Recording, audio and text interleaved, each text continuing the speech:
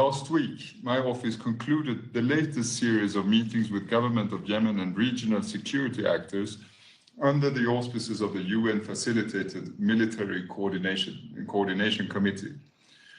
The work of the MCC is crucial to de-escalation along the front lines and preparations to implement and manage a future ceasefire. Over the course of the week, the parties discussed the role of the MCC in de-escalation along those front lines that have experienced renewed hostilities over the past year. They also addressed challenges in the maritime domain, exploring options that could be pursued in the event of a return to ceasefire negotiations. The second priority is establishing a path for talks between the parties in line with the commitments made toward the roadmap in December 2023. To not lose sight of these commitments, it is essential that measures that build trust and improve the day-to-day lives of Yemenis continue. In this regard, we're seeing positive and ongoing momentum to address road access in different parts of the country, and notably the route connecting Baida and Abyan governorates. I want to acknowledge the valuable contributions made by civil society in advancing these efforts and express my full support for these initiatives. I encourage the parties to open more key roads and to take further steps to facilitate movement of people and commercial activity. My office remains ready to support efforts toward this goal. Mr. President, the parties can also make progress toward broader political talks by finding solutions and compromises that enable the effective functioning of Yemen's economy to deliver goods and services for all. In recent discussions with government officials, business representatives, and civil society in Aden, my office continued to push for dialogue to address the root causes of Yemen's economic issues. Further economic escalation and fragmentation is in no one's interest. It is crippling Yemeni households and has a stranglehold over Yemen's private sector. It is vital to find the will and space to act, and the time is now. In this regard, I welcome the recent steps taken by the Central Bank of Yemen in Aden and the government of Yemen more broadly to address the recent currency depreciation. I congratulate both on the marked improvement of the exchange rate in government of Yemen areas. I also commend the government of Yemen for its efforts to stabilize the prices of essential goods in light of the recent appreciation of the currency. I hope that these steps mark the start of a sustained recovery. Mr. President, to make continued progress, as I have said before, the parties need to take actions that build trust and good faith. Unfortunately, we have seen the opposite in the last month, with unilateral and escalatory decisions that risk deepening divisions within institutions and state structures.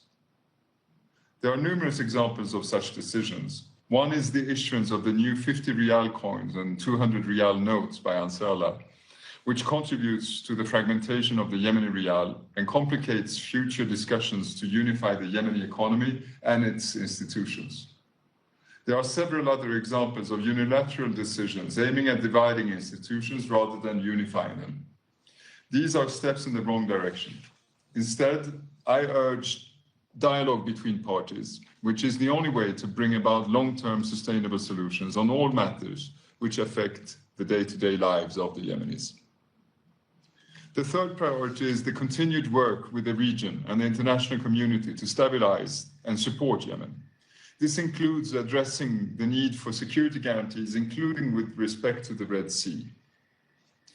The recent seizure off the Red Sea coast of Yemen of a significant cache of weapons and technology once again underscores the importance of reminding all member states of their obligation to fully comply with the UN Security Council resolutions concerning the UN's arms embargo.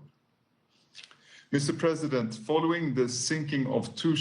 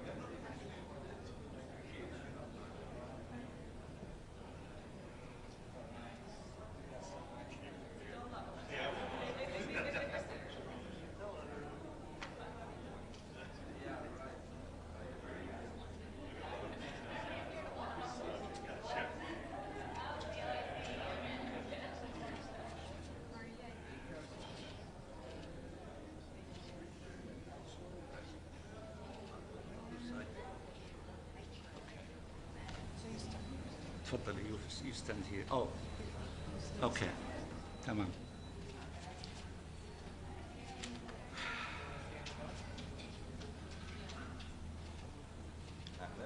We need more people to go on the other side.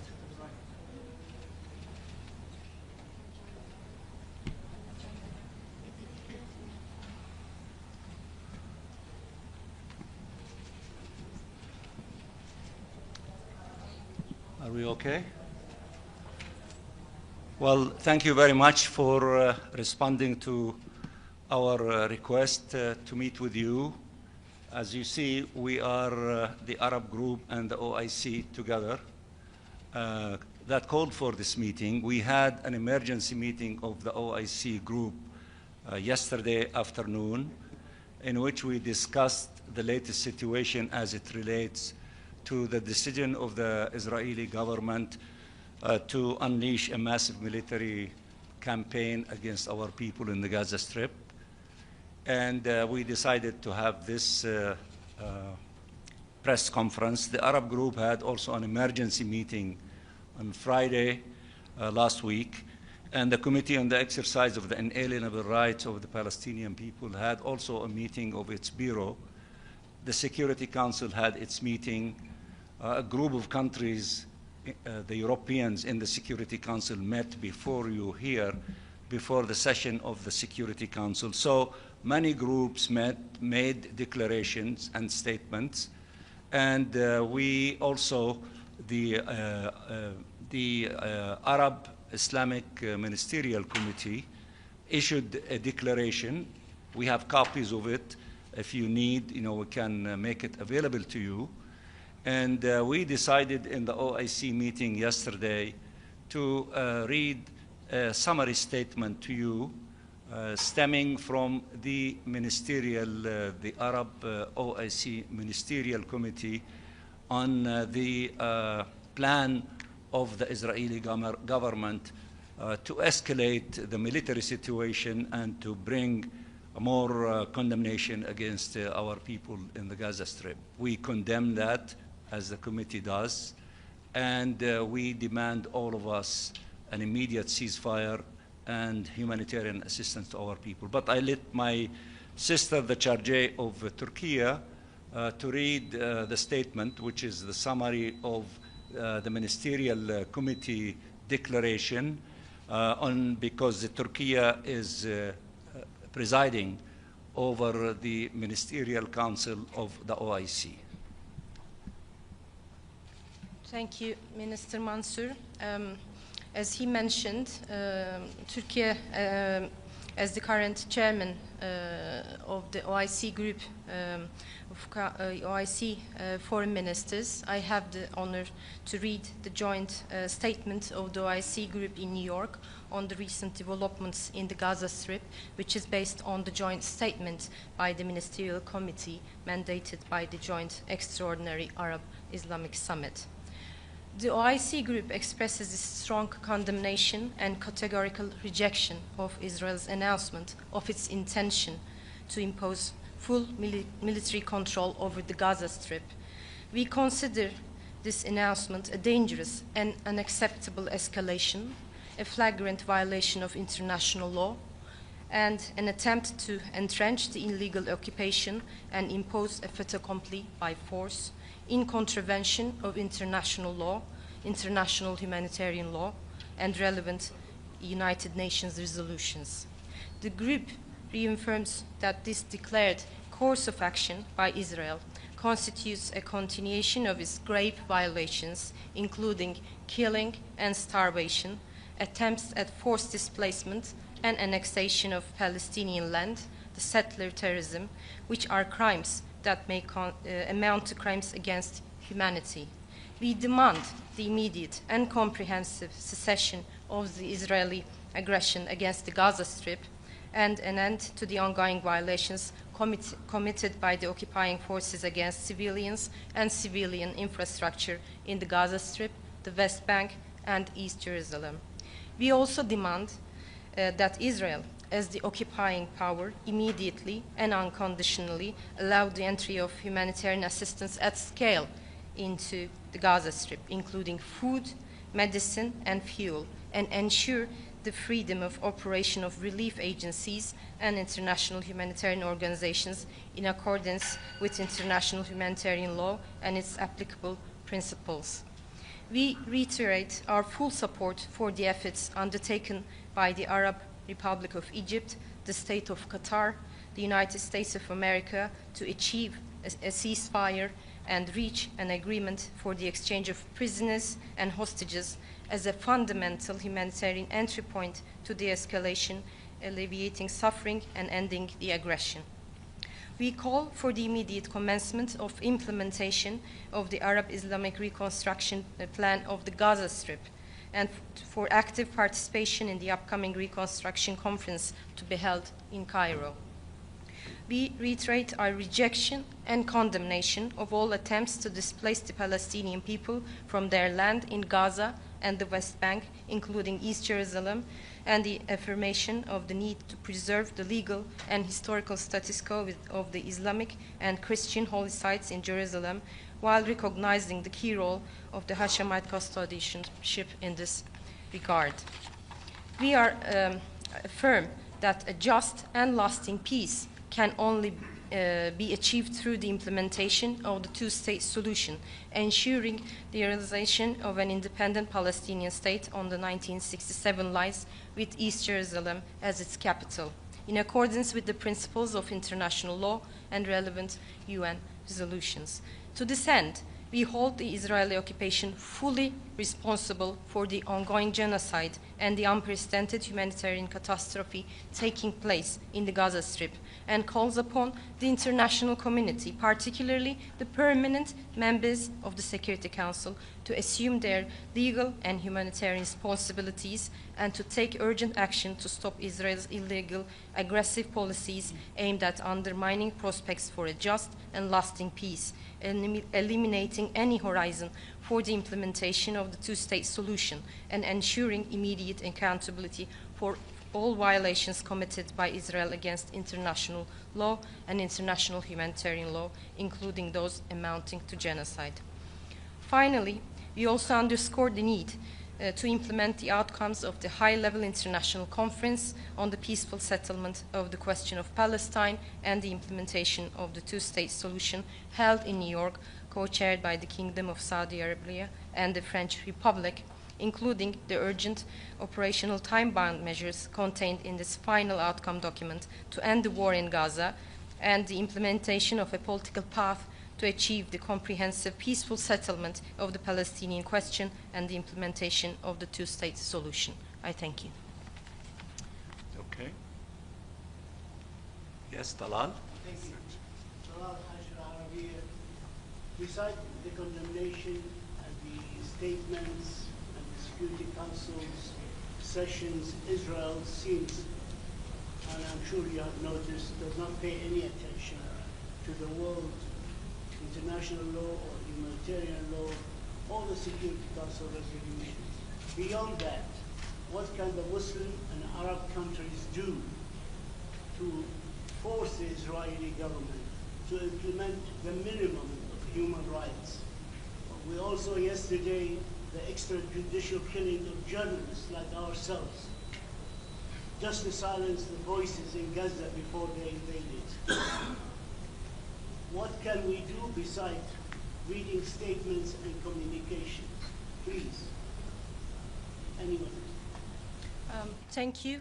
We fully concur with your views expressed particularly for the killing of the journalists. This is a deliberate policy to silence the journalists, but we were all aware that the truth cannot be silenced.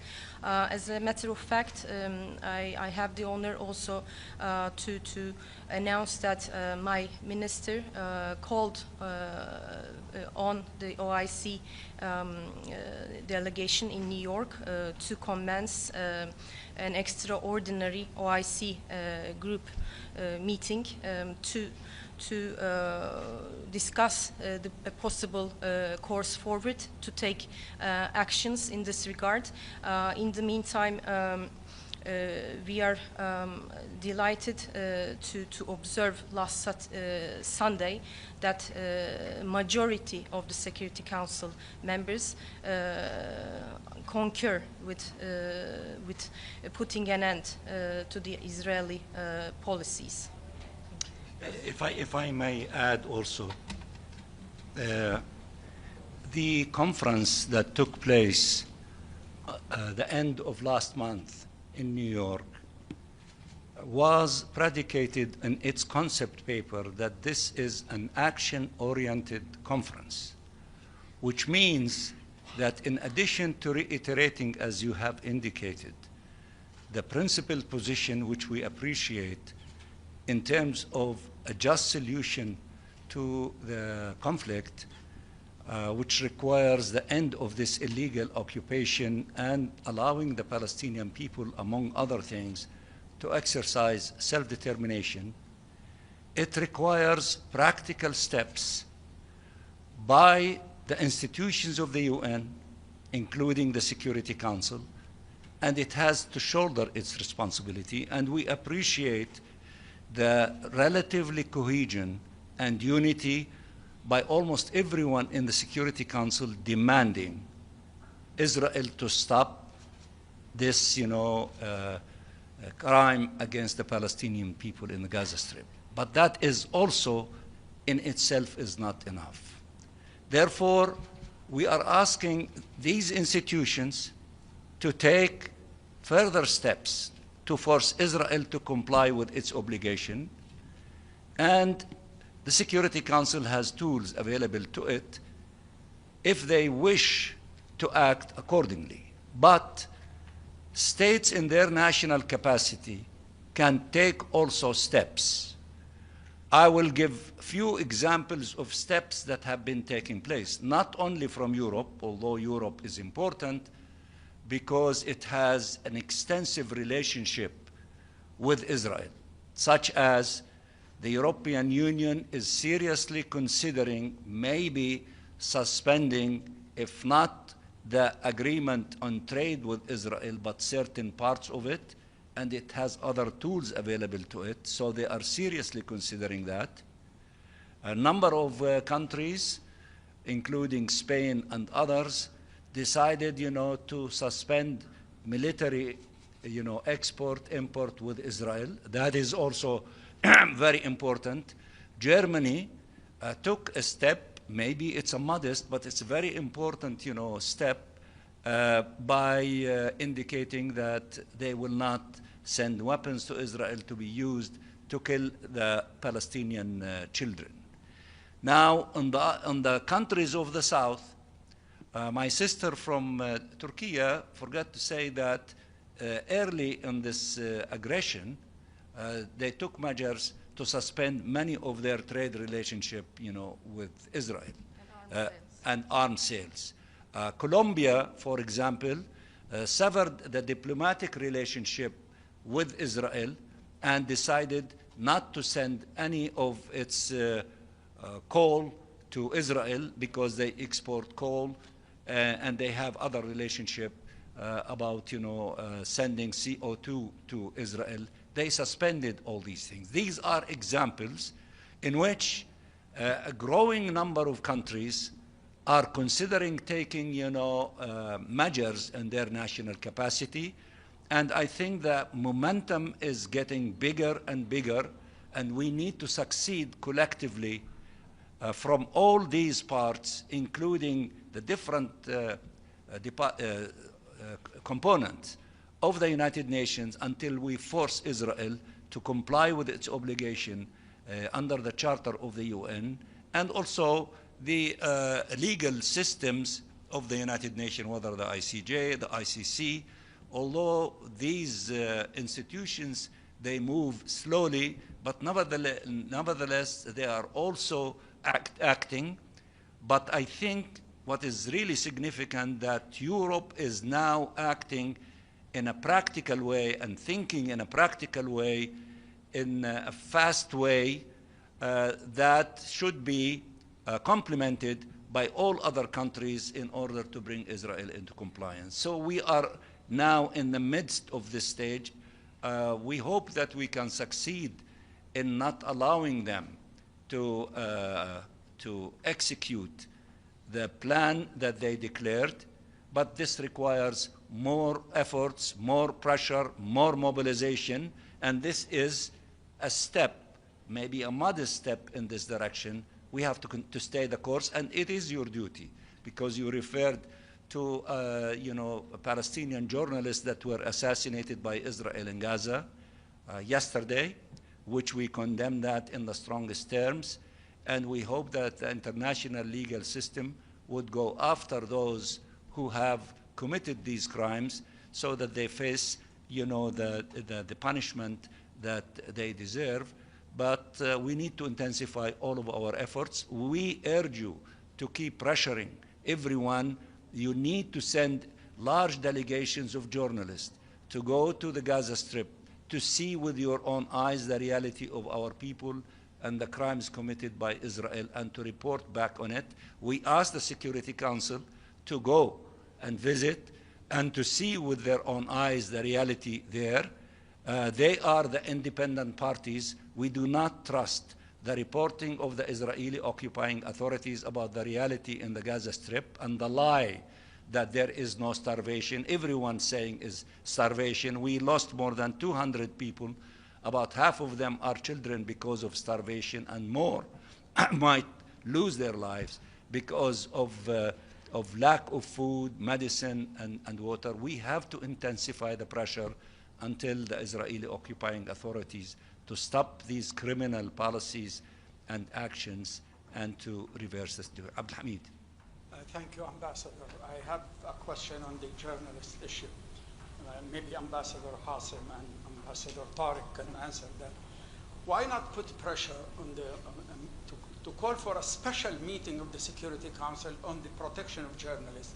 And why not also pressure to create the post of a special envoy on the protection of journalists? Thank you. He addressed these two. Thank you, Brother Siam. I would put it more broadly. I think as Ambassador Riyad Mansour was explaining, Israel's continued and persistent, blatant violations of international law and its total disregard for UN Security Council and General Assembly resolutions on the question of Palestine, and the impunity that it has enjoyed so far, are being increasingly questioned by the international community. And I think you have seen the international conference on the two-state solution and the question of Palestine. The will of the international community was clearly expressed.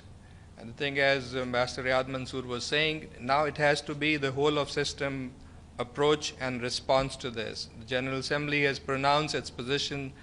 It's now the big responsibility of the Security Council to also undertake and shoulder its responsibility. So you have heard the meeting that took place on Sunday. It was almost unanimous, the call that the Security Council must act. And I think for us, for Pakistan as a member of the Security Council, we cannot accept that we are years later going to be blamed that the Security Council did not act. So we are determined. There are provisions in the Charter that enable the Security Council to take this action, that enable the Security Council to demand that Israel is stopped from taking those steps that it has announced, and we will be working together with other members of the Security Council to transform that collective expression that you heard in the Security Council on Sunday in terms of something more concrete. Tariq, if you want to say something about the journalists. Thank you. Well, I couldn't agree more with Ambassador Asim and, of course, Dr. Riyad and my colleague from Turkey about what is happening now. I think international law, the protections provided by international law for journalists is there. Having an extra meeting for it does not really necessarily add to this. Resolutions of the Security Council exist protecting journalists, humanitarian workers, hospitals, infrastructure for humanitarian work. Resolution 2417 on using starvation and hunger as an act of aggression is there. Everything exists. It's about implementing it. It's about holding Israel to account. It's about the impunity that has persisted for 80 years now. There comes a time when this needs to be stopped, and the time is now. We have reached a point where the world's conscience has awoken. It is also your duty. I know many of you have been raising this issue in the press and in your organizations, but it's also the duty of you. Your colleagues are being murdered in cold blood in front of your eyes, in front of the whole world. It is you that need to keep this issue in the media, in the consciousness of the world. So everybody has a responsibility here, including member states, including the Security Council, of course, but also the media, international organizations, NGOs. Everybody has a responsibility, and we need to live up to that responsibility. Yes. Ambassador Mansour, Javier Otaku from FA Spanish News Service. You have mentioned practical steps. You have given some examples of Western countries, Muslim countries. What about Arab countries? What about those who still maintain relations with Israel? Do you have any expectations from these Arab brother countries? You see that we do have expectations from everyone. We do not exclude anyone. We respect the sovereign right of each state to act according to their calculations, but I am confident that the Arab and Muslim countries will step up to the plate. There are huge things before us, including, the support to the return of the national authority to assume its responsibility in Gaza. We reject the Israeli occupation. We demand its withdrawal, and we have an alternative solution, which is the outcome document and annex of the international conference, which was led by Saudi Arabia and France. And from the Arab countries and the Muslim countries, Saudi Arabia speaks on behalf of everyone. And as we see things unfolding, don't be surprised to see more steps to take place, including when the international conference for the reconstruction of Gaza, which requires tens of billions of dollars, to see more of concrete things to be brought to the table from many countries, including the Arab countries that they have financial capabilities. If you want to ask in Arabic a question. Can I answer in English? In English, so everybody okay. can answer. So as after these meetings you mentioned, and as Islamic and Arab groups, what's your next step within the UN to put more pressure on the specifically the permanent members in the Security Council to act urgently? We are continuing with our consultations with all members of the Security Council, including the President, of course. And we are observing, and that's not only our observation, but the observation of our friends in the Security Council, that there is emerging cohesion and unity and outrage of what is really happening, and they are exerting tremendous amount of pressure in order to stop the killing, stop the military operations, to have a ceasefire, permanent ceasefire, to force allowing humanitarian assistance to take place. We are closely observing the groupings in Europe in which they are making not only statements, but they're taking steps. For example, Norway, one of its biggest funds that invests billions of dollars, maybe tens of billions of dollars in the Israeli economy, they are withdrawing, their assets there. That is a significant step. Countries like the UK, Italy, Canada, Australia, New Zealand, deciding, threatening Israel. If you do not stop this aggression, if you do not reverse your position on the plan, things will take place. Australia announced yesterday that it is going to recognize the state of Palestine. I refer to Germany. I am referring to the discussion inside the 27 European countries composing the European Union on trade, on many relationships with Israel, and they are seriously considering taking steps. Of course, I know that the Arab countries and the OIC, in the declaration that they issued, they made a lot of statements, and they can take additional steps. I am sure that they are considering these steps, but everybody is calculating very cautiously because they do not want to strengthen the relationship between one country that is so powerful, that is really giving the protection to Israel. I guess everyone is trying to sort of find ways to separate the relationship between these two parties, because that one big country is capable to exert pressure on them.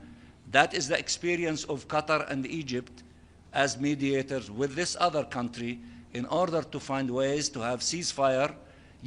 So everybody is, we are not interested, as I think my colleague said, to have more resolutions in which we have many, including resolution 2735. We want its implementation. But we need to find ways to convince one party to come closer to the global consensus that enough is enough. The solution is not wars. We have another option. We have an alternative option.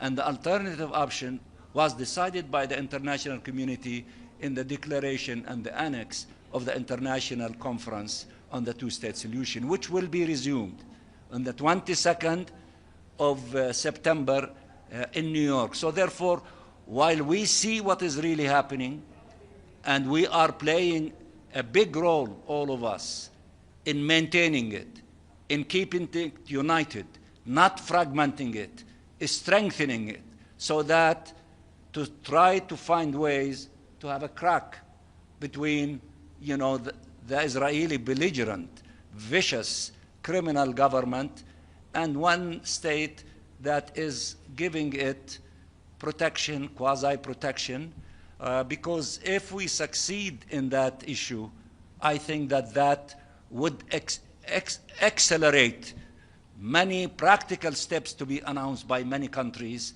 and then Israel cannot withstand such a pressure from all of them. We are acting responsibly because if we do not act in that manner, it will cost our people tens of thousands killed, injured, and expelled.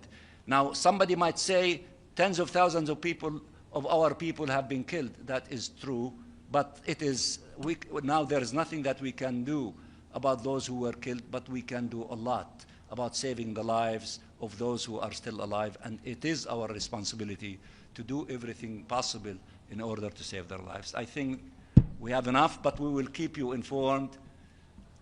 Okay, I cannot say no to you. Tfaddali. One question. During the high-level conference on the two-state solution, France and Saudi Arabia asked all countries to sign the declaration going to their mission. I would like to know if you have any count on that, and what can we expect for the General Assembly. Thank you. You're asking the wrong person. You have to ask France and Saudi Arabia. But in my speech in the Security Council Sunday, and we say it in front of everyone, we urge everyone, those who have not sent messages to France and to Saudi Arabia, declaring that they are joining and approving the declaration and the annex, to do so. I think that by September, we hope that we will be having more than 100 additional countries than the maybe 30 or 40 that have signed this declaration so far. We need to make that the blueprint of the global consensus of the international community on the alternative plan. It is not our destiny. It is not the destiny of the Palestinian people to have an eternal conflict with Israel and to keep losing thousands of our children and women and our people on the hand of this war machine by Israel. It is our duty to convince everyone that there is another alternative, the alternative of immediate ceasefire. As we see the millions, the hundreds of millions in all capitals are saying they want to save the lives of the Palestinian people, ceasefire now, that's their cry. And the leaders who are not yet convinced of that message should listen to everyone. We should stop the fighting, we should stop the killing of the Palestinian people, and then get to the business of ending this illegal occupation and allow the Palestinian people to enjoy freedom and dignity in their own independent state with East Jerusalem as its capital. It's not easy, it is difficult, but that is the correct path, that is the moral path, that is the legal path, and we need everyone to contribute in their own way, including journalists. As my brother, Tariq said, as you tell us what we are doing, and that is a legitimate question you ask us, we are also telling you, tell the story of the Palestinian people. Tell about the crimes in which more than 270 journalists were killed trying to tell the story of our people in the Gaza Strip. And more than 400 individuals from humanitarians, brave ones, most of them from UNRWA, who gave their lives trying to distribute humanitarian assistance to Palestinians who are in need, especially children of these humanitarian assistance. We all need to do our share of fighting for justice for the Palestinian people and fighting against this criminal genocidal regime in Israel who thinks that they can eliminate the Palestinian people. There is no force on earth that can eliminate the Palestinian people, and we are entrenched to our land, and we will put, with the help of everyone, an end to this tragedy and enjoy freedom and dignity when we exercise our right to self-determination. Again, I thank you very much for being with us today, and I want to thank my colleagues, the OIC, the Arab Group, the Committee on the Exercise of the Inalienable Rights of the Palestinian people, and we will meet with you as often as needed. Thank you. Thank you. This way.